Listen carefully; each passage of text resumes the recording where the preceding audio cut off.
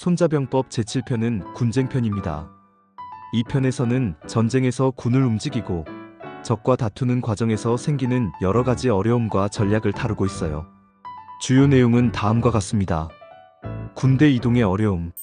전쟁은 단순히 병력만 많은 것으로 되는 것이 아니라 지형 보급 타이밍이 중요하다고 강조합니다. 군을 움직여 싸우는 것이 가장 힘든 일임을 말합니다. 유리한 위치 선점. 전투에서 승리하려면 적보다 먼저 유리한 자리를 차지하는 것이 관건입니다. 적보다 먼저 전장을 점령하면 편하고 늦으면 고생하게 된다고 설명합니다. 속도와 기만. 군을 이동할 때는 기만 속임수, 우회, 속도를 활용해야 한다고 강조합니다. 겉으로는 돌아가는 듯 보이지만 실제로는 빠르게 도착하는 길을 선택해야 하며 적을 혼란시키는 전략이 필요합니다. 병력 운영과 지휘관의 역할. 병사들이 힘을 합치도록 만드는 것은 장수의 능력입니다.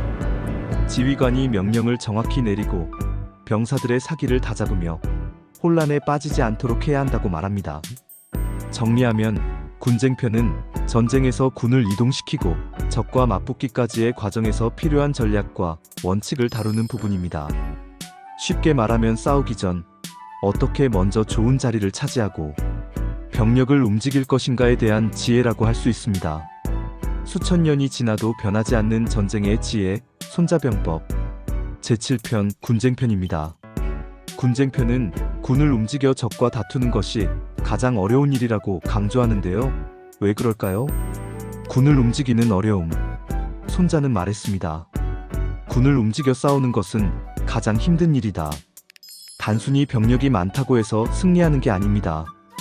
군대는 이동 중에 지치기 쉽고 보급이 끊기면 사기가 떨어지며 타이밍을 놓치면 모든 전략이 무너집니다. 즉, 군을 이동시키는 순간부터 전쟁은 시작된다는 것이죠. 먼저 자리를 차지하는 자가 승리한다. 손자는 이렇게 말했습니다. 먼저 전장에 이른 자는 편안히 적을 맞이할 수 있고 나중에 이른 자는 힘들게 싸워야 한다. 즉, 전장에 먼저 도착해 유리한 위치를 차지하는 것이 곧 승리의 열쇠라는 뜻입니다.